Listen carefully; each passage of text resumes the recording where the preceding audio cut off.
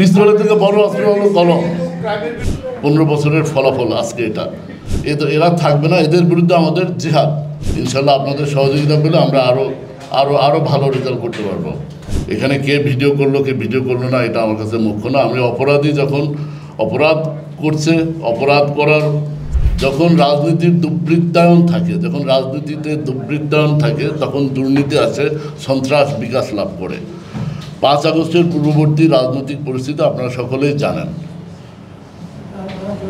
ঠিক আছে? 5 আগস্টের পূর্ববর্তী রাজনৈতিক দুর্বৃত্তায়নের কারণে সন্ত্রাস বেড়েছিল।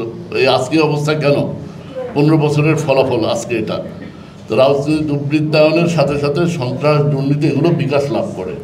5 আগস্ট পরবর্তী এই মোহাম্মদপুরে আমরা যে কার্যক্রম গ্রহণ করেছি এটা আরও জোরালো করব। কিশোর গ্যাং থাকবে না। কিশোর গ্যাং, অপরাধী, সন্ত্রাসী, চাঁদাবাজি যারা আছে, চাঁদাবাজ দিনে দুপুরে সামরিক ব্যবহার করে মানুষকে কোপায়, সর্বোচ্চ লুটে নেয়, এরা থাকবে না। এদের বিরুদ্ধে আমাদের জিহাদ, আমরা সংগ্রাম, এদের বিরুদ্ধে আমরা যুদ্ধ ঘোষণা করেছি। আপনারা পাশে আছেন, আপনারা দেখছেন আমাদের তৎপরতা। ইনশাল্লাহ আপনাদের সহযোগিতা পেলে আমরা আরো ভালো রেজাল্ট করতে পারবো। আর আপনি যেটা বললেন অস্ত্রের থেকে কলম আরও বেশি পাওয়ারফুল, ওই যে ওসির থেকে মসি বড়। হ্যাঁ, তো আপনাকে নিজেকে দুর্বল ভাবার কোনো সুযোগ নেই।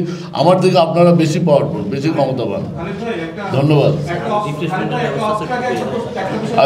হ্যাঁ ভাই, প্লিজ ভাই, আমার বুঝতে পারছি। দেখেন, আমার 2টো গাড়ি, 3টে গাড়ি বের করতে হয়, আমার 18 থেকে 20 জন ট্রুপস নিতে হয়। তারপর আমি একটা জায়গায়, একটা মহল্লায় ঘেরাও দিয়ে, রেড দিয়ে তারপর আমি আসামিদের ধরি। এখানে কে ভিডিও করলো না এটা আমার কাছে মুখ্য না। আমি অপরাধী যখন অপরাধ করছে, অপরাধ করার চাপাতি সামুরাই তার কাছে আছে, সে অপরাধ করে, তথ্য আমার কাছে আছে, আমি তাকে ধরে আইনের কাছে সোপর্দ করি। এটা আমার কাজ।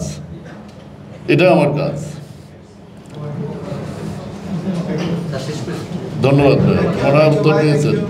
টুন্ডাবাবু কবজিঘাটা আনোয়ারের ক্যাশিয়ার হিসেবে কাজ করত এবং সে মাদক বিক্রির টাকাটা, চাঁদাবাজির টাকাটা, বিভিন্ন অন্যান্য অপকর্মের যে ছিনতাইয়ের টাকাটা, এটা আনোয়ারকে প্রতি সপ্তাহে পৌঁছে দিত এবং একটা অংশ সে নিজে রাখতো এবং এর পাশাপাশি নিজেও মাদকের বড় চালান নিজে নিয়ে আসতো, এনে এই প্রতিটা কিশোর গ্যাংয়ের যে লিডার, প্রতিটা গলির মধ্যে লিডারদের এটা দিয়ে কিশোর গ্যাংয়ের কাছে দিয়ে এটা বিক্রি করাতো এবং সপ্তাহ শেষে বিক্রয়লব্ধ টাকাটা কালেক্ট করে সে আনোয়ারকে দিত, নিজে রাখতো।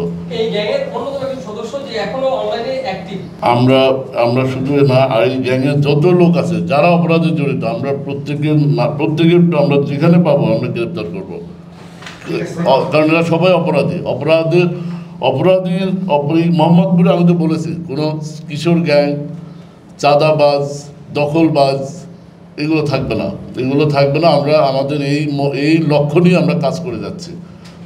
আগে থেকে আপনারা দেখবেন গত 2 মাস আগের যে অবস্থা, এখন অবশ্যই আগের থেকে পরিস্থিতি অনেক উন্নত হয়েছে, অনেক ভালো হয়েছে, আরও ভালো হবে।